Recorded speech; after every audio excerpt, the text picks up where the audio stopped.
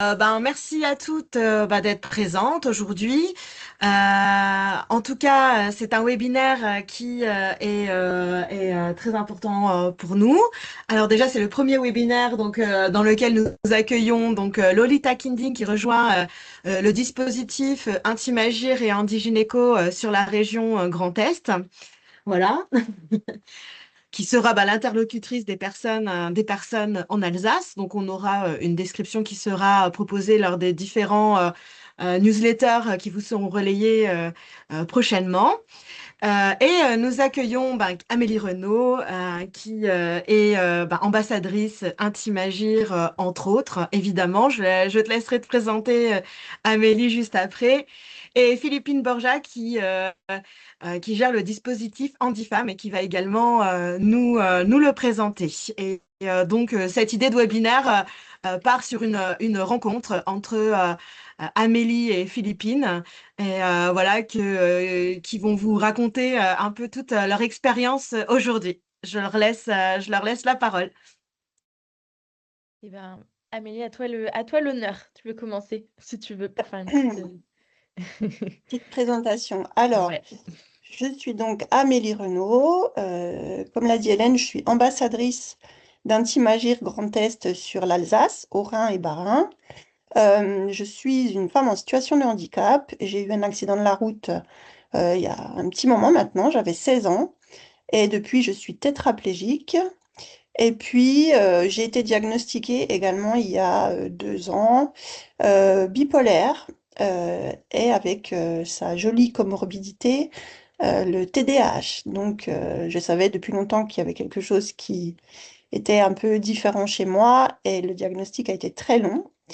Je suis également la fondatrice et la présidente de l'association Accord de soi, qui travaille sur l'estime de soi des femmes handicapées, en particulier les femmes qui ont un handicap physique ou sensoriel, même si on est en train d'élargir au handicap psychique et qu'on serait ravis d'accueillir les femmes avec un handicap intellectuel. Voilà, je crois que j'ai fait le tour. Je vis à Strasbourg et je suis également maman de 2 grands enfants de 20 et 17 ans. Voilà pour moi. Merci Amélie et merci Hélène et ravie d'être avec vous sur cette pause déjeuner. Moi, j'ai rencontré Amélie au tout début finalement de ce projet Handifemme quand je cherchais à échanger et à discuter avec des femmes en situation de handicap pour comprendre leurs besoins et pour comprendre surtout les difficultés qu'elles pouvaient rencontrer dans leur parcours gynécologique.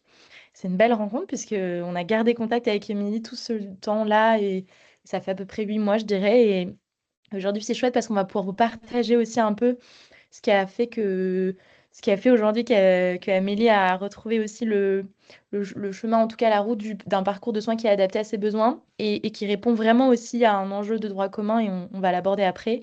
Pour me présenter rapidement, je m'appelle Philippine, j'ai 28 ans et donc moi je suis ni professionnelle de santé ni acteur du médico-social. J'ai un parcours plutôt école de communication politique, j'ai fait Sciences Po et donc avec un engagement personnel aussi de par ma maman qui est sage-femme et formée en gynéco en Corrèze, donc dans le Limousin, qui n'est pas tout à fait la même région, mais qui pour autant voilà, partage les mêmes valeurs. Et c'est elle, en fait, qui fait le constat il y a plusieurs mois, même plusieurs années en réalité, avant même d'être formée en gynéco, parce qu'elle allait déjà dans les établissements médicalisés et non médicalisés, réaliser des consultations et faire de la sensibilisation auprès de ses usagères, qui se rend compte qu'il y a une vraie problématique, en tout cas un enjeu, en montant une maison de santé, une MSP, et elle se rend compte que finalement, elles reçoivent très peu de femmes en situation de handicap dans leur cabinet médical en libéral, et donc se questionnent sur comment pouvoir les accueillir dans les meilleures conditions et faire en sorte qu'elles puissent voilà, être adressées le mieux possible et ne pas faire de renoncement aux soins finalement aussi, et avoir un parcours comme tous et toutes. Voilà, et du coup, fondatrice de l'association Handifemme, puisque Handifemme est une association euh, qui avait pour objectif au départ qui a pour objectif de lutter contre le renoncement aux soins des femmes en situation de handicap, et du coup, qui a commencé par une étude terrain, dont je vous parlais avec Amélie notamment, pour comprendre ses besoins, et qui s'est terminée par du plaidoyer auprès de nos institutions. Et aujourd'hui, Handifemme évolue dans la construction actuelle, et on pourra en parler un petit peu à la fin, mais dans la construction d'un espace de santé accessible avec un premier projet pilote en Île-de-France qui a pour volonté de construire un espace entre les dispositifs euh, spécifiques au handicap, HandiConsult, HandiRelais, qui sont dans le milieu hospitalier, et des maisons de santé, centres de santé, espaces de santé traditionnels, qui ne répondent pas véritablement au parcours et aux besoins pour des femmes handies. Voilà. Et donc, ravie d'être avec vous sur ce moment. Et du coup, je rentre un peu dans le vif du sujet parce que et Amélie va reprendre la parole derrière, mais on a envie d'aborder avec vous et de vous partager un peu ce qui a fait qu'on s'est rendu compte, en tout cas, qu'on a pris conscience qu'il y avait une vraie problématique, en fait, dans les parcours de soins et dans le parcours gynécologique en particulier. Et du coup, je redonne la parole à Amélie qui va nous partager son témoignage et on vous racontera un peu ça va vous permettre de nous raconter un peu le chemin aussi qui a fait qu'on est arrivé aussi à retrouver un parcours plus classique. Et Oui. Alors, je mets ma casquette de témoin. Euh, comme je vous l'ai dit, j'ai eu un accident de la route à 16 ans. J'avais déjà eu affaire à un gynécologue avant parce que voilà, j'avais déjà une activité sexuelle qui commençait et j'avais une maman très ouverte d'esprit qui m'avait dit bah écoute, si voilà, t'as un petit copain et que voilà, vous avez une sexualité tous les deux, on va aller voir un gynécologue pour te mettre que tu puisses prendre une contraception. Donc j'étais déjà entrée dans le parcours gynécologique. Et quand j'ai eu cet accident, à presque 17 ans, les premières années, on m'a appris beaucoup de choses, à prendre soin de mon corps, à avoir une hygiène de vie pour ne pas avoir d'escarres, etc. Enfin, à réapprivoiser mon corps. Mais dans ce parcours-là, à aucun moment, on ne m'a parlé du fait que j'allais pouvoir reprendre une activité sexuelle, du fait que j'allais pouvoir avoir des enfants. On m'a fait voir des dizaines de spécialistes, mais jamais un gynécologue. Et c'est peut-être 4 ou 5 ans après mon accident que j'ai fini par en voir un, simplement parce que je sais plus si c'était une irritation, une mycose, quelque chose comme ça. Mais en tout cas, c'était absolument pas pour dire on reprend le chemin d'un parcours gynécologique. Euh, donc, c'est déjà dans le monde du handicap un aspect qui est totalement ignoré, je voudrais même dire jusqu'à tabou, parce que vraiment on n'en parle pas beaucoup. Ensuite, j'ai rencontré le père de mes enfants. Donc, j'ai eu un parcours gynécologique qui a repris parce que on souhaitait avoir des enfants et que il fallait que je me rapproche d'un pro. Donc là, voilà, j'ai eu un gynécologue homme qui était plutôt ouvert et très bienveillant dans sa pratique, qui n'était pas du tout affolé quand il m'a vu arriver. Ça a été très rassurant. Par contre, qui n'a jamais euh, eu l'idée, et moi je m'en suis pas rendu compte pendant les 15 ans où j'ai été mariée, de dire à mon mari une seule fois, puisque c'est lui qui m'accompagnait, parce que au-delà de la prise de rendez-vous et du gynécologue qui était plutôt accueillant, évidemment les locaux n'étaient pas accessibles. L'arrivée dans le cabinet, la secrétaire m'a un peu regardée avec des yeux comme des soucoupes en disant mais comment on va faire avec vous? Et ça les rassurait beaucoup que mon mari soit là parce que c'est lui qui me faisait les transferts, c'est lui qui me déshabillait, c'est lui qui me tenait les jambes pendant l'examen. Et c'est là où je voulais en venir, c'est qu'à aucun moment le gynécologue n'a jugé bon de dire à mon mari, maintenant je vais m'entretenir, si vous le permettez, seul avec votre épouse. Et ça n'a pas été le cas. Mais si j'avais eu un mari qui était violent ou voilà, qui avait des comportements qui auraient pu être problématiques, à aucun moment dans mon mariage, hein, j'aurais pu l'évoquer seul avec un professionnel, parce que je parle du gynécologue, mais absolument tous les soignants que j'ai vus. À chaque fois, j'étais avec lui parce que ça me rassurait, parce que ça rassurait aussi le professionnel. Mais même moi, j'ai jamais eu la jugeote de dire peut-être que, alors sans doute parce que j'en avais pas eu besoin et que j'étais dans une relation saine et safe. Mais si ça n'avait pas été le cas, en tout cas, on m'a jamais proposé dans ce parcours-là d'être seule d'être seule avec le professionnel. Et puis, ce qui rend le parcours gynécologique aussi compliqué, c'est les représentations que peuvent avoir les professionnels et qui d'emblée vous mettent, alors ça je parle pas forcément de moi, mais des témoignages que j'ai pu avoir dans mon parcours associatif, où des femmes vont arriver chez le gynéco et, ou une sage-femme hein, d'ailleurs qui va leur dire, bon bah vous êtes célibataire je suppose ou qui n'évoque absolument pas la question de la contraception ou la question de la maternité, parce que dans leur esprit, une femme en situation de handicap, euh, alors en particulier physique, sensoriel, mental, en tout cas des handicaps qui se voient, ne peuvent pas ou ne vont pas avoir d'enfants parce que elles n'ont pas de relation, parce que il n'y a pas de possibilité d'être en couple. Et c'est vrai que ça, c'est un problème euh, qui coupe d'emblée en fait la relation avec le pro. Ouais. Merci Amélie. Et je rajoute en complément de ce que tu dis, et après j'ai traité quelque chose, mais c'est assez systémique quand même. Enfin, moi, on le voit de par les témoignages que j'ai pu avoir, donc auprès de 150 femmes quand même, quand j'ai mené l'étude, aujourd'hui beaucoup plus, mais 150 femmes à l'époque. 80% des femmes qui avaient témoigné du coup, qui vivent pas uniquement en Île-de-France, mais partout au niveau national, avec tout type de handicap. Avait indiqué que 80% d'entre elles n'avaient pas de suivi gynécologique ou plus de suivi gynécologique pour toutes les raisons qu'a abordé Amélie, qui sont assez claires, et toutes les barrières qui font elles ont fini par renoncer elles-mêmes en considérant, et d'ailleurs c'était un mot assez fort que je disais, mais que c'était devenu un impensable pour elles d'aller consulter parce que ça ne les concernait plus. Et ça, c'est très, très important de le dire, en fait, je le crois, parce que ça passe avant tout par ça aussi, la connaissance des, de ces situations-là. Je crois qu'il faut s'adresser à tous et à toutes de la même manière. Et Amélie dit quelque chose de puissant, je trouve, qui est que, enfin, ce témoignage-là m'avait marqué à l'époque. Amélie, quand tu m'avais raconté qu'à aucun moment on t'avait proposé de rester toute seule en consultation, et le fait qu'on s'adresse pas forcément direct avec toi. Je trouve que c'est essentiel, et je l'avais abordé, je me rappelle avoir discuté avec ma maman après notre échange. J'ai dit: «Maman, comment ça se passe toi en consultation? Est-ce que quand tu as 2 personnes, et donc quand tu as un accompagnant ou une accompagnante», surtout en plus on le sait, hein, c'est souvent des membres de la famille, hein, qui accompagnent en plus, hein.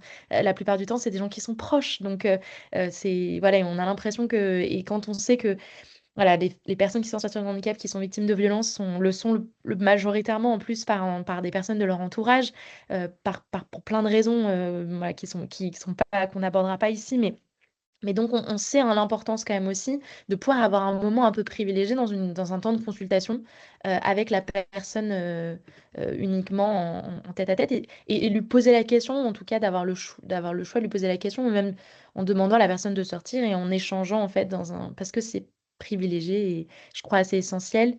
Euh, Même si évidemment c'est super important, enfin, l'accompagnant est essentiel aussi dans la préparation, puisqu'on le sait en cabinet libéral, le médecin, la sage-femme, la gynéco, en tout cas le spécialiste, est souvent pas accompagné en fait par une personne à l'accueil, puisqu'aujourd'hui il y a de moins en moins de personnes à l'accueil pour accueillir. Tout se passe par des plateformes de prise de rendez-vous, donc on a plus ces espaces-là aussi. Et donc on sait aussi que c'est privilégié. Donc voilà, c'est important de pouvoir aussi laisser la liberté à la personne qui vient de pouvoir venir accompagner. Et donc, dans les deux cas, je pense qu'il y a quelque chose à penser. Euh, et donc, voilà. Moi, je dirais que pour répondre à la question qu'on avait de départ, et Amélie a témoigné, mais je dirais que donc moi, je ne suis pas en situation de handicap. Disons que j'ai une petite vulnérabilité de santé qui fait que j'ai côtoyé depuis petite le milieu hospitalier, mais je n'ai pas de dossier MDPH, donc je ne suis pas en situation de handicap. Pour autant, je dirais que depuis petit, je me pose pas mal de questions quand même sur l'accès aux soins en général, et ça s'est développé et déployé en étant en contact de personnes plus vulnérables en situation de handicap ou sans être concernées par le handicap. Et je dirais que du coup, il y a une prise de conscience assez rapide quand même sur pas mal de questions que des copines autour de moi, en situation de handicap ou non, se posaient sur tout un tas de questions parce qu'elles n'avaient pas de réponse, parce qu'elles n'osaient pas poser la question à leur professionnel de santé. Et je parle de ça à 16 ans, hein. À 15-16 ans, j'ai des copines qui me demandaient, Philippine, tu penses quoi, toi, de ça? Parce que j'avais une maman sage-femme et du coup, qui m'avait sensibilisée depuis petite à plein de sujets. Évidemment, j'avais pas les réponses, j'avais pas toujours les réponses et j'étais absolument pas professionnelle de santé. Donc, je leur disais, je me souviens leur dire très souvent, parce que ma maman me disait de leur dire ça, en tout cas, de ne pas hésiter à poser des questions aux professionnels de santé ou d'aborder avec leur maman ou une personne de confiance qu'elles pouvaient avoir dans leur famille. Et donc voilà, depuis petite, je dirais qu'il y a quand même ce sujet-là. Et du coup, j'avais conscience que c'était pas des espaces de confiance et je comprenais pas comment. C'était presque une frustration au sein de moi parce que je me disais, mais comment c'est possible alors que moi, même ayant une chance quand même assez formidable d'avoir une maman qui m'accompagnait et qui était toujours présente quand même sur ces sujets-là et ces questions-là, d'information, de sensibilisation. Je me dis, mais comment c'est possible de ne pas avoir ces réponses-là et à quel point finalement ça a impacté quand même le quotidien d'une jeune femme sur sa sexualité. Amélie en parle parce que c'est vrai que les professionnels de santé mettent souvent à l'écart envers ces publics la sexualité, la parentalité qu'on omet d'aborder. Et pareil, hein, c'est essentiel de poser ces questions, de ne pas se sentir, de ne pas s'en sentir mal à l'aise en fait de poser ces questions parce que c'est où on ouvre des choses aussi et on ouvre des questionnements et généralement en plus, enfin Amélie le dit très bien, mais c'est des questions qu'on a très vite en fait, hein, très rapidement on a ces questions-là. Donc je pense que c'est assez essentiel et donc je dirais que pour répondre à la question, c'est vraiment ma maman qui m'a sensibilisée et l'environnement dans lequel je me suis trouvée assez rapidement, environnement professionnel, environnement de copains qui étaient touchés par le handicap, qui a fait qu'il y a eu une sensibilité et pas mal de questions, après je pense via ma sensibilité personnelle, sur la compréhension et sur le fait de voir et d'apercevoir par mes yeux qu'il y avait en effet un souci sur l'accès aux soins des personnes en situation de handicap, surtout sur l'accès aux soins des femmes dans le parcours gynécologique. Euh, voilà, Si, et d'où la nécessité aussi de monter ce dispositif. Mais mm. Si je peux juste terminer parce que ouais, le témoignage sur le fait que nous on se soit rencontrés, ouais, moi quand on s'est rencontrés, j'étais totalement, alors j'ai pas dit mon âge, mais j'ai 48 ans, j'étais totalement sortie du parcours gynéco. La dernière fois que j'avais vu un spécialiste, c'était lors d'une hospitalisation en 2020, où en fait on en avait profité, que j'étais restée 15 jours à l'hôpital pour aller dans le service de gynécologie faire un frottis et voir où j'en étais. Mais ça faisait en fait 5 ans que j'avais vu personne.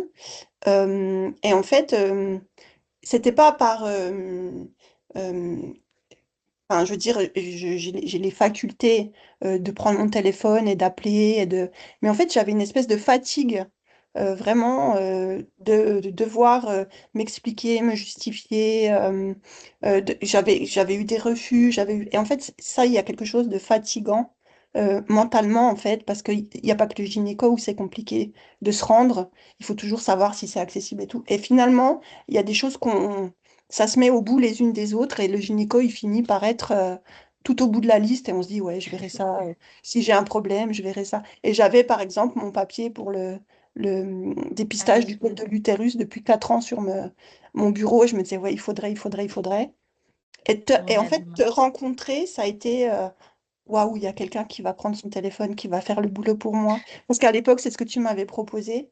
En une ouais. semaine, la sage-femme était trouvée. Elle est à 500 mètres de chez moi. Elle est venue à la maison faire le dépistage. Et en 2 semaines, tout était réglé, ce que ça faisait 5 ans qui trottait dans ma tête et que j'avais mis de côté. Et c'est vrai que du coup, le dispositif est vraiment rassurant et facilitant. Et ça, enfin, dans nos quotidiens compliqués au niveau médical, c'est un vrai luxe, quoi. Ouais, et en réalité, parce que du coup, je reprends la parole sur la manière de fonctionner en termes opérationnels sur cette mise en relation, parce que ce n'est que de la mise en relation, hein, finalement. Ce n'est que te permettre aussi d'avoir un contact clé que tu as juste besoin d'appeler, avec lequel tu vas prendre rendez-vous et partager ces informations. Mais de par le fait que tu es en pleine conscience que cette personne est de confiance et qu'elle t'a été recommandée, ça t'apporte quand même un regard. Et c'est là-dessus que j'ai envie et d'appuyer aussi sur le fait que Handifemme, à l'origine, c'est aussi la volonté de se dire qu'il manque un petit espace finalement manquant, qui est pas énorme en fait quand même, hein, enfin, quand on se parle ensemble, on voit bien que c'est pas non plus très important. Et en fait, quand on creuse un peu, il y a quand même beaucoup, beaucoup d'acteurs aujourd'hui dans chaque région qui œuvrent. Je pense à la communauté 360. C'est un numéro de téléphone qu'on peut appeler quand même à chaque heure de la journée pour avoir justement cette mise en relation possible, si on le souhaite, avec un professionnel de santé.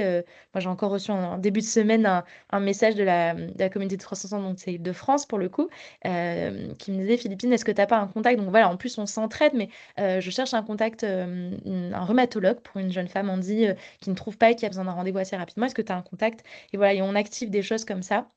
Et en réalité, la recherche que je fais moi, c'est une recherche Internet. C'est évidemment, je passe des coups de fil pour avoir des informations.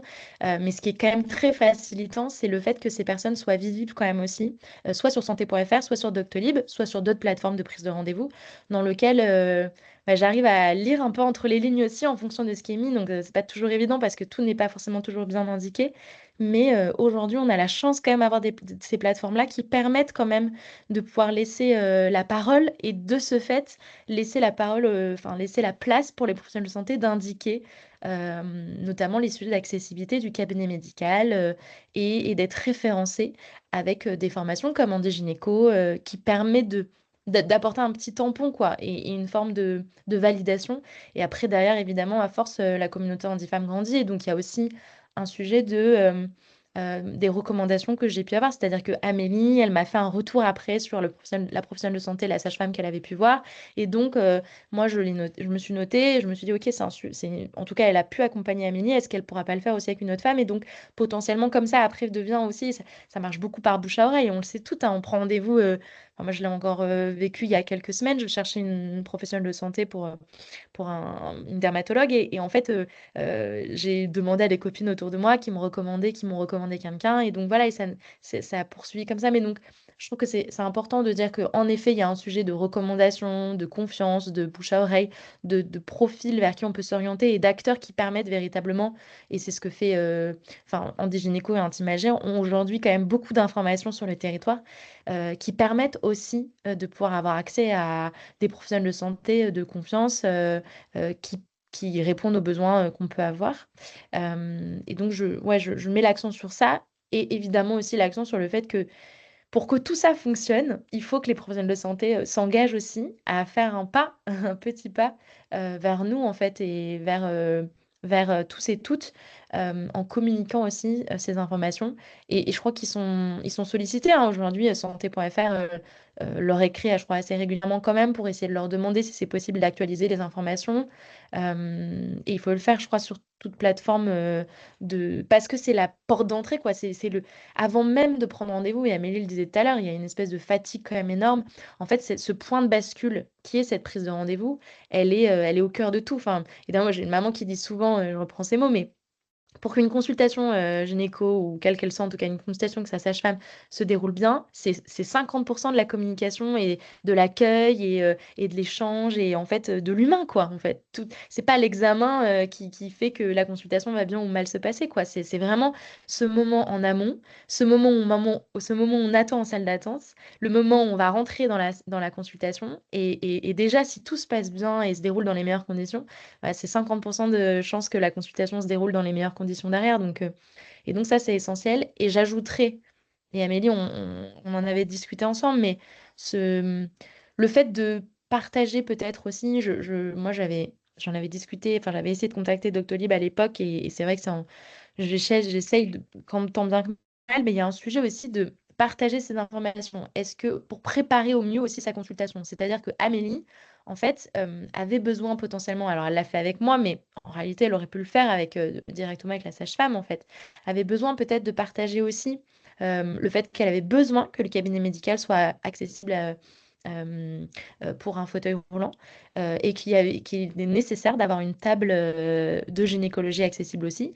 Et auquel cas, derrière de deuxième information, si le professionnel de santé était prêt à venir à domicile aussi, auquel cas, si jamais elle ne pouvait pas recevoir. Et donc ça, c'est des choses qu'on a envie en fait de partager, enfin, certaines personnes en tout cas pourraient avoir envie ou ont le choix de le partager de manière aussi préparée aussi le professionnel de santé pour qu'il puisse lui aussi de son côté pouvoir avoir ses infos et orienter au mieux et adapter au moins. Je prends un exemple très concret. Il y a quelques semaines, j'ai mis en relation une personne, une jeune femme en fauteuil roulant avec un sage-femme. Et malheureusement, à la porte d'entrée, il y avait une marche. Et donc, je lui dis aux sages-femmes, je lui dis, bah, en fait, vous êtes formé en gynéco et tout ça, mais malheureusement, cette personne en fauteuil, elle va être bloquée à l'arrivée, quoi. Donc, comment on fait, quoi. Enfin, vous vous rendez bien compte que c'est compliqué. Et donc, ce que je lui ai proposé, c'est de... Parce qu'il y avait une autre porte d'entrée qui était derrière, en fait, quand même. Donc, voilà, qui nécessite quand même de prendre la porte d'entrée derrière, mais qui permettait quand même de rentrer et après de pouvoir vivre au sein du cabinet médical en globalité. Je lui ai dit, mais dans ces cas-là, pourquoi cette information n'est pas visible sur ton Doctolib? Pourquoi tu ne l'expliques pas qu'en cas de difficulté ou en cas de fauteuil ou en cas de vulnérabilité pour pouvoir accéder au cabinet, il y a un espace derrière dans lequel il est possible de pouvoir venir et de donner les infos assez, voilà, où il faut appeler ou envoyer un petit message. Et donc là, il l'a mis en place et il m'a demandé, et en fait, il m'a fait un retour, il m'a dit, mais c'est génial en fait, et je vais le laisser quoi. C'est-à-dire qu'il l'avait fait pour la consultation pour cette personne-là, et il a décidé de le laisser pour toutes ses consultations dorénavant, de manière à avoir au moins. Enfin, je pense que Amélie confirme, mais si elle avait vu ça en prenant rendez-vous chez un sage-femme, elle se serait dit, ah bah ok, c'est bon, il a pensé à moi quoi. Enfin, je suis pas mise à l'écart, et du coup, je ne suis pas en situation de handicap parce que rappelons-nous, mais on devient en situation, on ne naît jamais en situation de handicap, on le devient de par l'environnement dans lequel on se retrouve. Et donc Amélie, auquel cas, dans ces cas-là, ne serait pas retournée enfin, pas retrouvée en situation de handicap, de difficulté pour rentrer. Donc, Oui. donc voilà un peu. Surtout, pour rebondir sur Doctolib, il y a aussi des cabinets qui se disent accessibles et quand tu arrives, c'est pas le cas. Ouais, Parce que, en fait, la porte, elle fait 70, parce que l'ascenseur est trop petit, parce que, voilà. Et le fait sur Handifam, parce que ce que tu n'as pas précisé, c'est que sur Handifam, il y a la fiche du professionnel et que nous, on peut mettre un commentaire en disant, ben voilà, moi, je suis tétra, je suis dans un gros fauteuil électrique et je suis ouais, rentrée sans difficulté parce que mon fauteuil, ce qui est accessible à à l'un, ne va pas l'être forcément pour l'autre. Donc, c'est bien aussi que nous, on puisse dire, vous pouvez y aller avec n'importe quel fauteuil. Les espaces sont hyper grands. Euh, Ce qu'on ne sait pas non plus tout le temps, quand on va chez la sage-femme ou le gynéco, on a l'impression que tout de suite, on va nous mettre sur la table, on va nous écarter les jambes. Alors qu'en fait, finalement, il n'y a pas toujours besoin d'un examen. Le premier rendez-vous, souvent, c'est juste un échange. Et ça, on ouais. ne le sait pas forcément, parce qu'il faut bien se dire que la plupart des femmes qui vivent, par exemple, en établissement, on leur a jamais expliqué en quoi consiste une première consultation gynéco. Elles se font tout un monde. Moi, j'ai une jeune femme en tête qui, pendant 6 mois, a complètement paniqué. Elle m'appelait parce qu'elle avait rendez-vous chez le gynéco et qu'elle savait pas comment ça allait se passer, qu'elle avait des rétractions musculaires, qu'elle avait peur d'être encore plus stressée et qu'on lui fasse mal et qu'on se moque d'elle et qu'on comprenne pas. On a fini par avoir gain de cause et c'est lui qui s'est déplacé dans l'établissement, mais elle était en panique et je trouve ça fou de se mettre dans des états pareils et à la limite à plus dormir la nuit parce qu'on a rendez-vous pour une consultation gynéco. Enfin, moi, ça me touche beaucoup et c'est pour ça que vraiment le dispositif est handigynéco et handi-femme. Alors, après, ça pose la question de, c'est des choses qui sont spécialisées et qu'on voudrait tout avoir dans le droit, que tout soit dans le droit commun. Pour autant, il faut aussi qu'on accepte qu'il y a des choses où il faut qu'il y ait voilà, quelque chose qui soit un petit peu spécialisé, mais Bien qui sûr. nous ouvre dans la possibilité, enfin dans la mesure du possible, le droit commun. Parce que tu parlais du bouche à oreille, par exemple, et de ta dermato, etc. Bah, nous, en fait, le bouche à oreille, ça fonctionne pas tout le temps parce que Bien la sûr. plupart des gens qu'on côtoie, ils sont valides. Et Ouais. moi, on va me dire, oh, bah, moi, j'ai un super dermato ou une super, je sais pas, médecin généraliste. Bah oui, mais en fait, quand tu arrives, il y a 3 marches. Donc, elle est géniale, mais moi, j'y ai pas droit. Ouais. Donc, en fait, déjà, nous, on est réduite à choisir dans ceux qui sont accessibles. Et dans ceux qui sont accessibles, il faut choisir ceux qui sont bien. Enfin, je dis pas que les pros sont tous mauvais, loin de là, hein, mais voilà, on a déjà un choix hyper restreint. Donc, si dans ceux qui sont restreints, ils peuvent être top, c'est cool, quoi. Ça fait l'affaire. Mais Amélie, tu as raison sur le fait qu'il n'y a pas toujours de bouche à oreille. Après, t'as la chance, et il faut le dire, de faire partie d'une communauté aussi de femmes en situation de handicap par ton association et l'environnement dans lequel tu es aujourd'hui. Et c'est vrai que pour toutes les femmes, ce n'est pas toujours le cas. Et c'est une des raisons pour lesquelles, Handifam a commencé sur Instagram d'ailleurs, hein, qui est un bon moyen aussi de créer du lien et créer une communauté, parce que c'est ça qui est important aussi, c'est en fait s'appuyer sur une communauté et s'entraider en fait, parce que c'est ça, hein, ce que veut Handifam quand même à l'origine, c'est de l'entraide et c'est de s'inspirer d'une situation pour aller en inspirer d'autres et donner cette inspiration-là à tous et toutes. Donc, et ce que tu disais tout à l'heure était hyper puissant sur l'accessibilité chez un professionnel de santé qui n'est pas forcément le même chez un autre, chez un autre professionnel de santé. En fait, c'est vrai que le sujet de l'accessibilité, tout le monde ne le perçoit pas de la même manière. Euh, et c'est pour ça d'ailleurs et je pense que c'est le rôle de nos institutions, hein, d'ailleurs, des pouvoirs publics, hein, tout simplement, de pouvoir essayer et je crois que de toute façon c'est déjà le cas, mais de pouvoir avoir peut-être un système d'éléments clés en fait qui permettrait de montrer qu'un cabinet médical ou un espace de santé est véritablement accessible avec un système de pourcentage, c'est-à-dire qu'il faudrait remplir certaines informations, cocher certaines informations et on pourra avoir cet établissement est à 50% accessible. Alors, le sujet, c'est que malheureusement, on se rend bien compte qu'il y en a quand même beaucoup qui cochent pas l'accessibilité au sens large, parce qu'on ne parle pas uniquement de l'accessibilité enfin, PMR, en fait, hein, où en fait, roulant peut rentrer. Il y a quand même tous les autres sujets d'une femme qui est malvoyante, une femme qui a des difficultés de communication. Et donc, est-ce qu'il y a des dispositifs, est-ce qu'il y a des outils qui permettent d'aider? Voilà, il y a de plus en plus de choses qui sont mis en avant et déployées aussi par des dispositifs, des associations, des boîtes qui permettent aussi de mettre à disposition dans ces lieux-là du FALC. Mais en fait, c'est comment on le rend aussi visible et comment on fait en sorte qu'on puisse communiquer sur ces sujets-là en informant qu'on sait et qu'on les a, quoi. Donc, voilà, il y a encore un peu de chemin à faire sur ces sujets-là, mais parce que c'est assez hétéroclite pour le moment. Mais pour autant, il y a déjà quand même des choses qui sont mises en place et il faut que ça dure et que ça se poursuive, quoi. On en a véritablement besoin, je crois. Ben, justement, ça nous permet d'aborder ce qu'on souhaitait sur ben, qu'est-ce qui a fait la différence à un moment donné pour qu'on puisse accéder au droit commun. Alors moi, dans mon expérience personnelle, ce qui a fait la différence, c'est d'abord la rencontre avec des professionnels qui sont ouverts, en fait, et qui, quand on les appelle ou quand on les rencontre, ne sont pas totalement effrayés ou paniqués, mais qui vous disent, ben non, j'ai jamais fait, mais expliquez-moi, et puis on va s'organiser, on va s'arranger.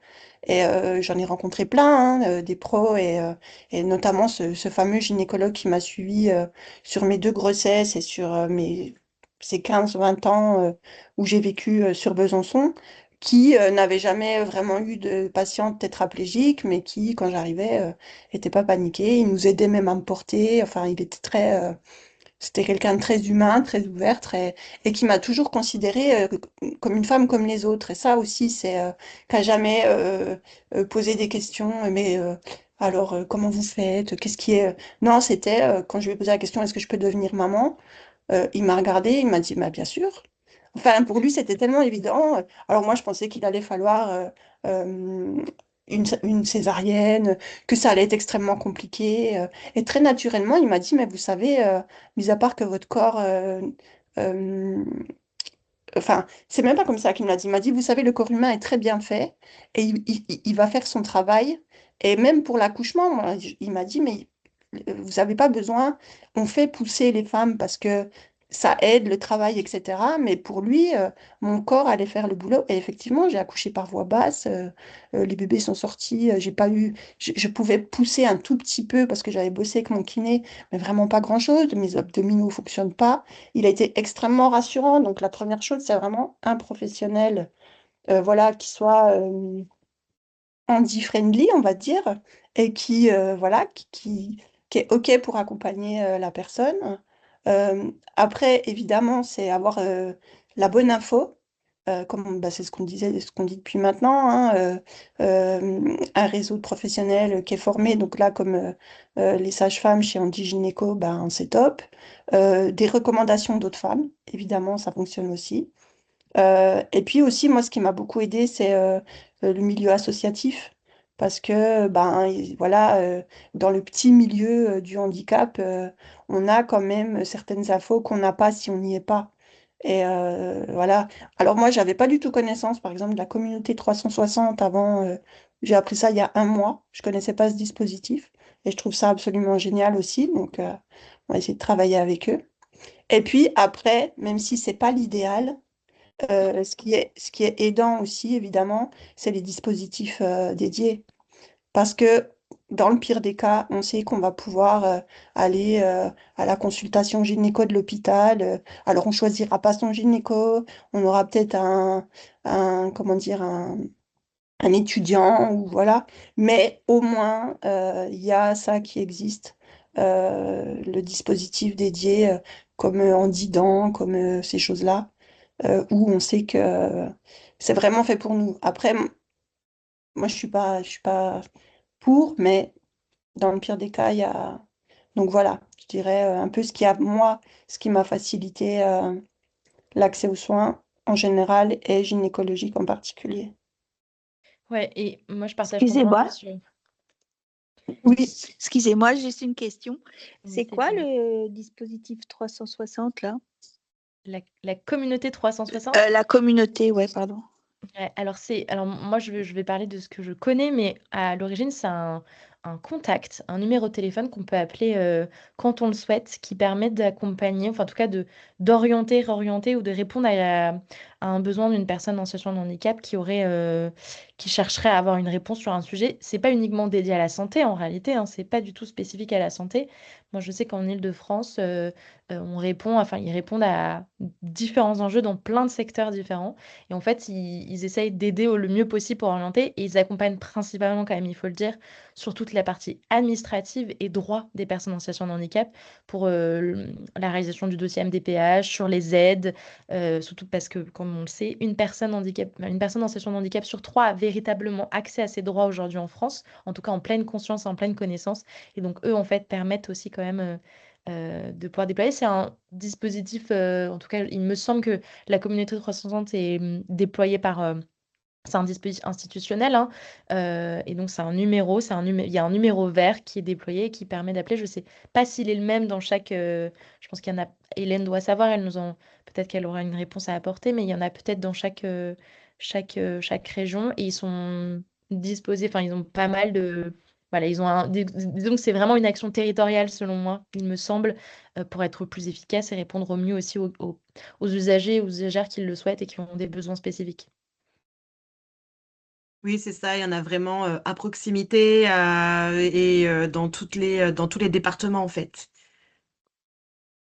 On Voilà. a la Meuse avec lesquels on travaille beaucoup, le 54. Enfin, du coup, c'est vrai que chacun du coup va être vraiment porteur du territoire et permettre de mettre en relation assez rapidement à tous les acteurs locaux. Donc ça, c'est très intéressant et ça permet aussi de faire le lien beaucoup plus rapidement. Nous, les communautés 360 réorientent vers nous. Nous, on peut réorienter vers la communauté 360 et ça permet d'aller beaucoup plus vite par rapport à avant, toutes ces actions qui sont mises en place.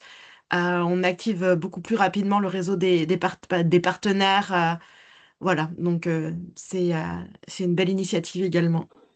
Ouais, Ils sont privilégiés. Ils font vraiment le lien entre tous les centres ressources, que ce soit Intimagir, le C'est ça, dispositif ouais. de formation avec Andy Gynéco, les CAP parents qui abordent tous les sujets de parentalité. Et je pense qu'ils orientent aussi sur toutes les ressources à disposition, santé BD, du coup, sur la santé. Je suis plutôt, je connais bien tout ce qui est développé aujourd'hui sur la partie santé, mais voilà, ils permettent vraiment d'être relais. Ce qui est assez similaire finalement à ce que j'essaye de mener avec Handifam en réalité, en fait, sur le territoire. Eux le font aussi. Et en fait, c'est super complémentaire parce qu'on en a besoin, parce que tous et toutes rentrent pas forcément par la même porte d'entrée aussi, parce qu'on est... Voilà, tout le monde ne connaît pas Handifam, tout le monde ne connaît pas la communauté 300, tout le monde ne connaît pas forcément Antimagir. Enfin, donc ça permet aussi d'avoir une diversité aussi de dispositifs qui permet d'ouvrir le plus possible et de répondre aux besoins plus globalement possible. Il aujourd'hui, il y a quand même des choses qui sont mises en place. Je ne sais pas si vous connaissez, c'est le groupe Coactis qui mène toutes ces actions, mais Santé BD sont des ressources en libre accès pour comprendre, expliquer la santé avec des images et des mots simples. Et ils sont notamment, il y a notamment, c'est réalisé en langage FALC, picto et narration avec des étapes. Enfin, c'est vraiment réalisé étape par étape. Il y a HandiConnect aussi, qui est une plateforme à destination des professionnels de santé avec des fiches conseils. Il y a un annuaire aussi de formation et un accès à l'expertise avec des webinaires. Donc, pareil, c'est des dispositifs très complémentaires, en fait, qui permettent d'être complémentaires avec ce que font nos institutions aussi aujourd'hui. Et après, il y a sur des sujets peut-être un peu spécifiques, complémentaires, mais moi, voilà, sur la Fondation des femmes fait des choses merveilleuses, le planning familial, voilà, il y a des solutions aujourd'hui quand même aussi pour aller consulter dans des établissements, en tout cas dans des lieux de confiance en milieu ordinaire. Et donc ça, je pense qu'il faudrait, enfin, je parle au nom parce qu'il y en a un peu partout, donc il ne faut pas hésiter, je pense aussi à se tourner vers ces dispositifs et initiatives. On a parlé un petit peu de sexualité, Amélie a abordé, mais il y a des marques d'accessoires et de produits intimes aujourd'hui. Je pense à Lelo, qui propose des types de sexualité adaptés à tous et toutes et qui est assez engagé quand même. Moi, j'ai beaucoup discuté avec eux. Donc voilà, il y a des choses et je pense que. Et heureusement, aujourd'hui, il y a quand même de nombreuses associations. Amélie en parle, mais la FDFA, Choose, AFA, Handi Femmes épanouies Asso, toutes ces associations qui œuvrent aussi sur le terrain au niveau local, là où elles sont, et même parfois au niveau national, pour, euh, pour véritablement... alors, elles font beaucoup de plaidoyer, c'est un peu comme ce que peut mener aussi avec APF, mais qui permettent d'accompagner sur... c'est des associations militantes quand même pour la plupart, qui sont pour une reconnaissance et de respect aussi de la vie intime affective et sexuelle des personnes en situation de handicap et notamment des femmes, avec une grosse conviction autour des femmes. Et c'est des espaces ressources et eux sont toujours disponibles, enfin je le crois, mais parce qu'à chaque fois moi, que j'ai eu des questions, ils ont été disponibles pour répondre à mes questions. Donc ils sont disponibles, il y a souvent des numéros qu'on peut appeler et je pense qu'il faut vraiment pas hésiter parce que eux sont aussi relais en fait. C'est aussi leur rôle d'être relais vers des professionnels de santé, vers des acteurs de la santé, du médico-social plus globalement pour accompagner. Et c'est un peu le message, c'est un peu le message que j'ai envie de passer, Amélie. J'avance un peu sur notre dernière question qui était le message qu'on a envie d'adresser aujourd'hui et de porter qui permet d'améliorer concrètement les parcours. Et je dirais que c'est le message principal que j'ai envie de porter, c'est on se sent toujours un peu seul. Moi, je le vois, c'est quand même des retours que j'ai des échanges que je peux avoir chaque semaine. Parce que j'échange quasiment, pendant plusieurs mois, j'échangeais quasiment tous les jours avec une femme, on dit, pour essayer d'être le plus possible au contact. Parce que je crois qu'il faut aussi porter des projets avec et surtout jamais sans, quoi. Et donc aujourd'hui, je le fais un peu moins de par le fait que je suis pas mal prise, mais en tout cas, j'essaie d'avoir des échanges plusieurs fois par semaine via ma communauté sur les réseaux sociaux. Et ce que je crois, ce que j'entends, c'est quand même que on se sent un peu seul parfois. Et moi, ce que j'essaie de nourrir le maximum aussi, de part avec un coup de téléphone, avec un message, c'est de montrer que ce n'est pas le cas, quoi, qu'on peut être là et on peut tous et toutes le faire et on peut tous et toutes être relais aussi et aider en fait et orienter comme on le fait avec des amis et comme on peut le faire avec des personnes qu'on pourrait croiser et qu'on pourrait accompagner aussi sur des sujets évidemment qui nous le permettent aussi, Amélie le rappel, mais moi je pense que les handiconsultes, en tout cas les dispositifs au sein du milieu hospitalier, ils sont essentiels, même s'ils s'adressent uniquement à des personnes en situation de handicap plutôt lourd, ils sont essentiels. Ils sont essentiels parce qu'ils permettent justement d'être en première ligne quand même aussi et de répondre à de nombreux profils, même s'ils ne s'insèrent pas forcément dans le droit commun. Et c'est en ça que je pense qu'ils sont essentiels. Pour autant, je pense qu'il ne faut pas, ça ne doit pas être au détriment des espaces de santé en libéral et au détriment des cabinets médicaux qui se disent, oh, il existe des dispositifs en milieu hospitalier. Donc en fait, on n'a pas besoin de s'adresser à ce public, en tout cas à ces usagères, et donc on oriente. Alors que, on le sait aujourd'hui, le milieu hospitalier, ce sont des espaces qui sont saturés aussi, En qui ne plus, sont pas destinés, ouais, et destinés, orientés normalement sur des soins primaires. Et donc c'est aussi le rôle en ville, dans les cabinets médicaux de ville traditionnels et aux professionnels de santé libéraux, de pouvoir s'adresser et orienter au mieux. Alors évidemment, toutes les situations ne le permettent pas, mais je crois qu'il y a toujours quand même des réponses, en tout cas une consultation, et Amélie le disait, hein, ça passe pas toujours par un examen, mais des premiers échanges à avoir. Et c'est pour ça que la formation en gynéco, elle est essentielle. C'est parce que même si elle est destinée à faire en sorte, enfin en tout cas, elle est destinée sur du aller vers, avec pour objectif de former les sages-femmes à réaliser des consultations, de la sensibilisation dans des établissements médicalisés et non médicalisés. En réalité, elle permet véritablement de changer la pratique et au sein même du cabinet médical et dans toute leur patientèle, d'avoir un regard un peu nouveau et de pouvoir avoir aussi des clés de réponse, auquel cas dans certaines situations. Mm. Voilà. Merci, ouais, merci Philippine. Alors, moi je reviens juste un petit coup sur la communauté 360 et le fait qu'il y ait énormément voilà, de structures qui sont en réseau. On a pris attache avec la communauté 360 Alsace et il y a aussi le fait que toutes ces structures différentes, elles permettent aussi d'avoir accès à tout, enfin, à tous les handicaps. Parce que nous, par exemple, à Ntimagir, on a beaucoup, je crois pas me tromper, affaire aux femmes qui ont des handicaps physiques, sensoriels mentale, mais la communauté 360 Alsace nous disait qu'elles, leurs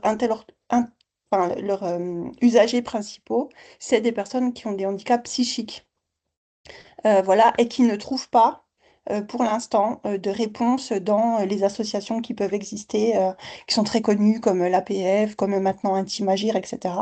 Et j'étais assez surprise quand j'ai eu sa réponse, que eux, ils ont vraiment pour l'instant un public qui est essentiellement atteint d'un handicap psychique. Voilà, c'était pour la petite parenthèse. Sinon, sur le message que j'aimerais envoyer aux professionnels, alors moi déjà en tant que personne en situation de handicap, c'est n'ayez pas peur. N'ayez pas peur parce que vous savez pas faire ou parce que vous avez peur d'être maladroit ou parce que on vous a pas sensibilisé à ces questions-là. Les femmes en situation de handicap, elles veulent pas grand-chose. Enfin, pas grand-chose, elles veulent pas être hyper bien, accueillies comme des reines, que tout soit hyper accessible ou que tout soit hyper cadré. Ce qu'elles veulent finalement, c'est d'abord être écoutées parce que il y a peu d'espace où elles peuvent exprimer les questions sur l'intimité. En famille, c'est compliqué. Avec les amis, les personnes valides, comme je le disais, il y a des représentations qui font que ces questions-là, elles sont très peu abordées. On n'envisage pas les femmes en situation de handicap comme des femmes qui peuvent être désirantes, désirées, euh, qui peuvent être draguées, qui peuvent voilà, vivre en couple. Combien j'ai de témoignages de femmes aujourd'hui qui, adolescentes, auxquelles on n'a jamais demandé, et alors, t'es amoureuse? Alors qu'on le demandait à sa sœur, à sa copine, à sa cousine, et combien c'était difficile pour elles. Les femmes en situation de handicap, elles ont aussi besoin d'être crues, parce que comme on a ces représentations, eh ben, parfois elles peuvent exprimer qu'elles vivent des violences intrafamiliales, qu'elles vivent des violences dans les structures où elles sont accueillies. Et on va pas forcément les croire parce qu'on va se dire, oh, elles exagèrent un peu, quoi, l'aide-soignant ou le tonton, il a fait ça quand même, c'est un peu bizarre, elle est en situation de handicap. Voilà, ces représentations vont faire qu'on va pas imaginer que ces femmes-là puissent être victimes de violences, notamment sexuelles, alors que les chiffres prouvent totalement le contraire, puisqu'on est les femmes les plus exposées aux violences, voilà, en France, en Europe et dans le monde. Et puis, ce qu'on veut surtout, finalement, c'est être considérée comme toutes les femmes, quoi, et être accueillie au même titre qu'une femme valide, et qu'on ne nous réduise pas, justement, à nos handicaps, et que tout ce qu'on peut exprimer comme difficulté ne soit pas toujours réduit au handicap. Ah bah oui, bah c'est parce qu'elle est tétraplégique. Bah oui, c'est parce qu'elle est bipolaire. Oui, mais bon, elle est aveugle, alors forcément. Non, tout ce qu'on vit n'est pas en corrélation avec notre handicap. Voilà. Donc le handicap finalement n'exclut pas et n'efface pas la santé gynécologique. Et puis sur la question de l'accessibilité, on en a beaucoup parlé. Alors moi, je parle d'accessibilité au fauteuil. Évidemment, tu l'as dit, Philippine, il y a l'accessibilité pour les personnes non-voyantes, sourdes, et les personnes aussi qui souffrent d'un handicap psychique, qui peuvent avoir, par exemple, des soucis d'agoraphobie. Donc, voilà, il va falloir les rassurer, leur dire que quand elles vont venir, il y aura personne dans la salle d'attente, que vous allez les attendre peut-être à la porte d'entrée. Euh, Par exemple, une personne aveugle, hier, je discutais avec une des ambassadrices Antimagir qui est aveugle et qui me dit, bah, moi, je suis arrivée dans le cabinet. Alors, c'est pas un secret, hein, parce qu'elle va en témoigner à la journée du 13 mars qu'on organise, qui arrive dans le cabinet, qui a une grossesse non désirée. Et comme elle voit pas les résultats, la secrétaire va lui dire félicitations devant toute la salle d'attente. Alors qu'en fait, c'était une grossesse qu'elle ne désirait pas et c'est extrêmement violent, je trouve. Et puis finalement que l'accessibilité donc du bâtiment où ça peut être très simple, c'est juste déjà demander à la personne ce dont elle a besoin. Ça peut être vraiment des choses, on s'imagine, voilà, des montagnes. Et en fait, par exemple, s'il y a une marche, moi, il suffit de me le dire. J'ai une petite rampe à la maison, je la mets dans la voiture, je l'emmène avec moi. Et voilà, il n'y a plus de marche. C'est accepter de prendre un petit peu plus de temps, parfois. Alors c'est vrai, j'entends hein, que c'est 20 minutes ou une demi-heure pour temps. Eh ben, c'est se dire, allez, je vais prendre 10 minutes de plus. Parce qu'elle en a besoin. Et c'est aussi un engagement de la part des professionnels quand on reçoit des publics en situation de handicap. Voilà, c'est réfléchir au matériel, qui parfois, comme je le disais, peut être très simple. Une rampe en alu qu'on met sur une marche, ça coûte 150 € sur Amazon, hein. On met ça dans un petit coin du cabinet et on la déploie quand il y a quelqu'un qui arrive. Ça peut aider les mamans avec les poussettes, ça peut aider les personnes âgées. Enfin, voilà, c'est. Et puis la dernière chose que je me souviens plus, oui, bah, c'est travailler en réseau, c'est ce que Philippine disait. Voilà, c'est ne pas hésiter à faire appel maintenant à toutes ces structures dont vous avez connaissance. On est là pour ça, pour voilà, partager notre savoir, ce qu'on a appris, l'expérience. Donc voilà un petit peu ce que j'avais, ce qu'on avait envie de vous partager. Et puis, peut-être dernière chose, c'est que finalement, la santé, enfin, l'accompagnement, l'accès à la santé des femmes en situation de handicap, comme ça, on a l'impression que c'est un petit peu une niche, mais ça sert à tout le monde. Parce que quand on accueille bien une personne en situation de handicap, quand on s'est posé ces questions-là, finalement, on accueille bien tout le monde après. Euh, c'est quand on fait les choses pour les personnes handicapées, ça sert à la communauté. Un tout petit exemple qui n'a rien à voir avec la gynéco, mais la télécommande de vos télévisions a été inventée parce qu'un mec s'est cassé une jambe et qu'il en avait marre, il ne pouvait pas se lever pour aller appuyer sur le bouton. Et qu'il était électrotechnicien et qu'il s'est dit, mais purée, il doit y avoir moyen de faire à distance. Et du coup, il a cherché et il a inventé la télécommande. Pareil pour le tactile de vos téléphones, pareil pour la dictée vocale. Tout ça, au départ, c'était des dispositifs pour les personnes en situation de handicap. Donc, ce qui nous sert à tout le monde. C'est tout. Ouais, oui, bien sûr. Ouais, partage complètement toute ta vision, Amélie, aussi. Hélène, on te redonne la parole peut-être, ou s'il y en a qui veulent prendre la parole, s'ils ont des questions. Oui, si c'est intéressant d'avoir le retour des personnes qui sont dans le webinaire aujourd'hui, si des personnes veulent interagir avec Amélie et Philippine. Bah, moi, bon, bah, tout me parle, hein, et puis j'ai déjà vécu des situations avec des dames, donc effectivement, ça m'a beaucoup appris. Et c'est elles qui m'ont appris, justement, et à chaque fois qu'elles ont, alors j'en ai pas eu des milliers parce que je suis formée en gynéco que depuis l'année dernière, mais et puis il y avait la question aussi de notre visibilité, effectivement. Moi, j'ai pas Doctolib, par exemple, vous voyez, donc je me dis, tiens, bon, j'ai un site internet, donc je figurerai, c'est figuré là-dessus, mais on va pas forcément, je sais pas si ça va ressortir sur Google si on tape sage-femme suivi handicap. sur mon site internet, quoi. Et moi, je vais pas m'abonner à Doctolib parce que c'est trop cher. Et j'ai une autre plateforme dont on va peut-être, qui on va s'abonner, c'est Emiker, je sais pas si vous connaissez, qui est un peu spécialisé pour nous, les sages-femmes. Mais bon, c'est vrai que la visibilité, moi, les dames qui sont venues vers moi, je crois qu'il y en a une qui m'a dit c'est par Intimagir, je crois. Mais je suis pas sûre, j'en parlais hier pour savoir si on était référencé quelque part quand on avait été formé en digynéco. Oui, comme je disais, là, ça fait partie des actions anti-gynéco hein, sur les prochains temps. Après, on a transmis également toute la cartographie des sages-femmes formées au dispositif à Philippines qui relaiera également en fonction des demandes qu'elle aura via Handifam.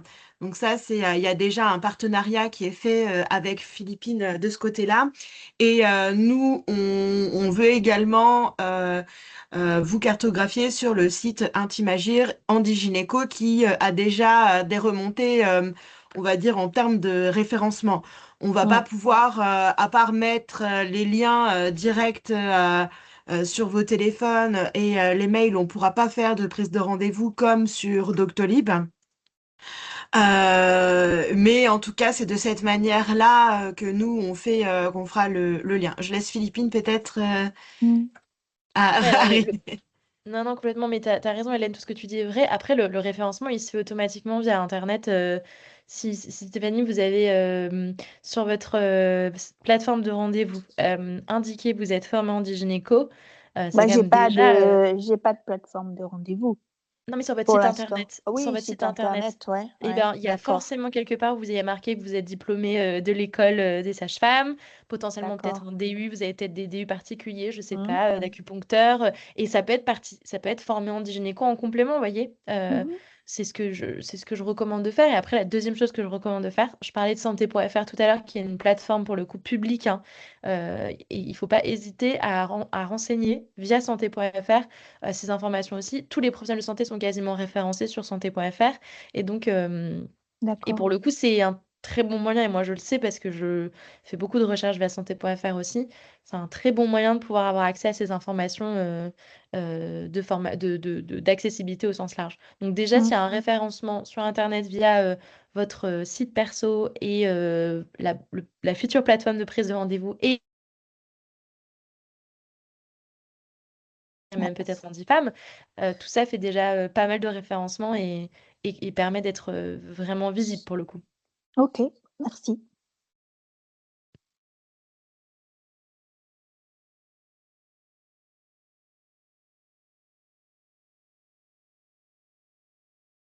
Bon, ben, très bien. Il y avait d'autres questions peut-être dans ce webinaire?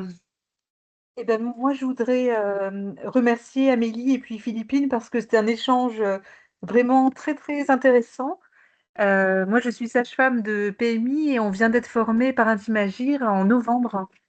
Donc, c'est tout récent et du coup, on va seulement voilà, commencer les interventions collectives et puis les consultations adaptées dans le cadre d'Andigynéco. Donc, ça m'a vraiment rassurée d'entendre tout ce qu'Amélie a pu dire enfin voilà, du coup, surtout la conclusion, très encourageant. Donc, je remercie en tout cas sincèrement. Voilà. Avec plaisir. Merci beaucoup pour ce retour, Isabelle. Eh bien, je vous en prie. Merci.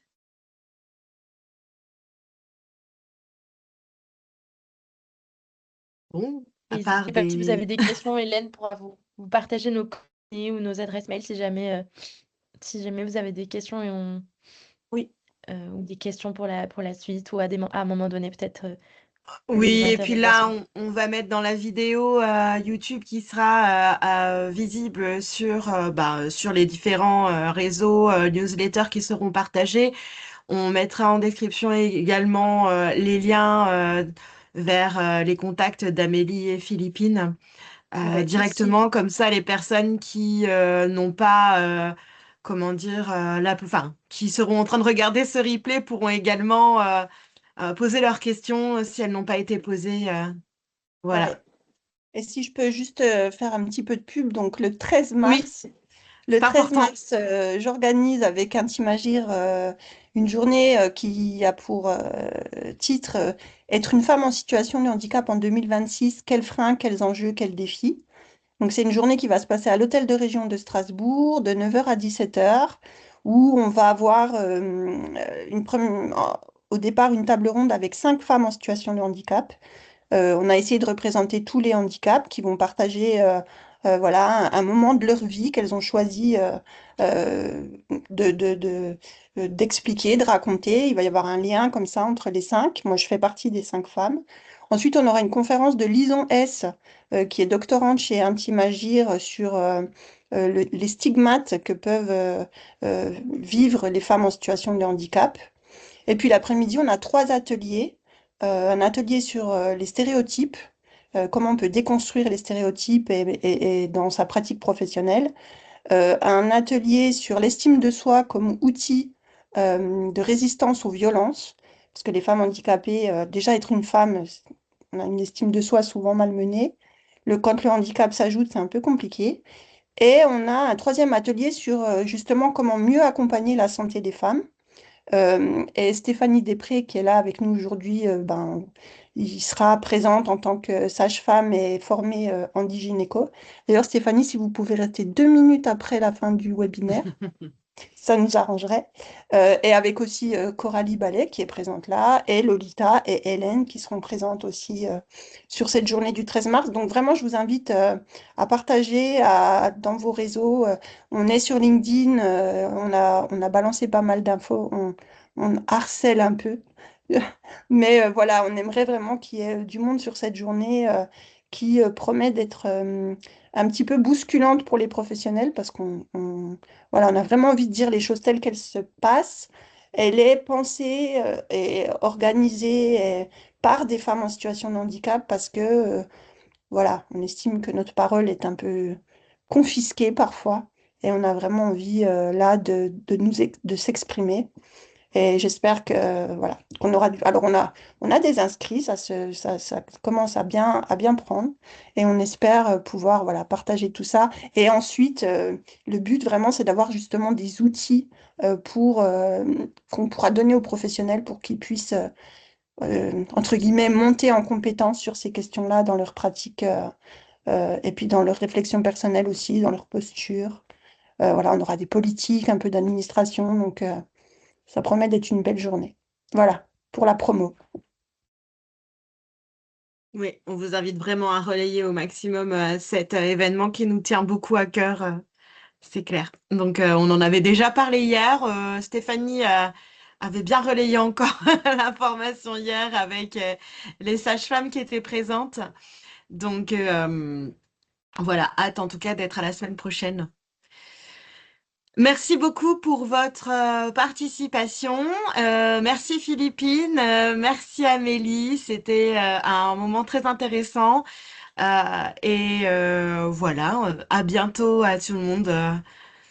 Merci encore. Merci pour Merci tout. beaucoup. Toute une très belle Merci. journée. Bonne Bonne journée journée. à tous.